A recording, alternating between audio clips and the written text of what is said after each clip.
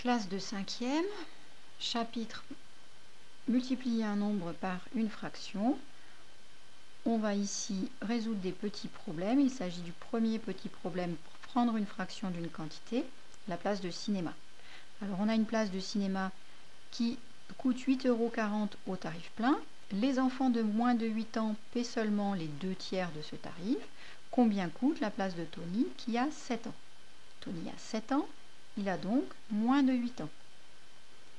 Il va payer seulement les 2/3 du tarif, c'est-à-dire les 2/3 de 8,80 €. Donc je vais pouvoir dire que le prix à payer pour Tony, ça va être les 2/3 du tarif, donc les 2/3 de 8,40 €.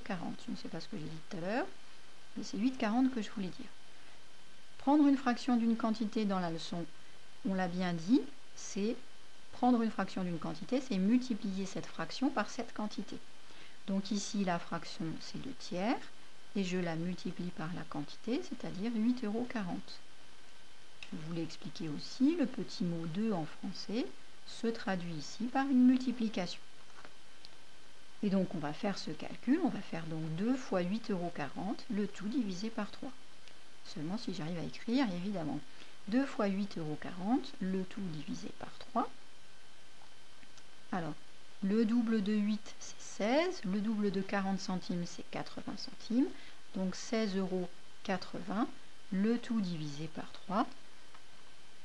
Je regarde à la calculatrice. 16,80 divisé par 3 égale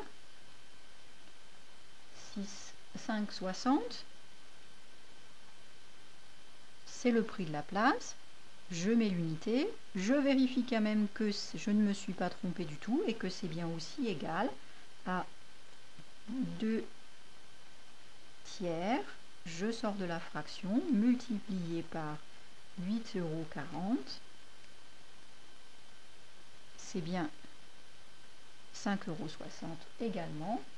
Je ne me suis pas trompée dans mon raisonnement, enfin dans mon calcul, c'est sûr. Et ni dans mon raisonnement, puisque on est bien d'accord que c'est les 2/3 de 8,40, donc j'ai bien fait la bonne opération. Il ne me reste plus qu'à écrire la phrase de conclusion. La place de Tony coûte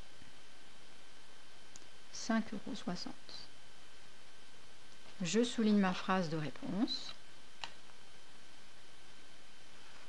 Voilà, j'ai terminé. J'espère que vous avez bien compris et que vous pouvez passer à l'exercice suivant.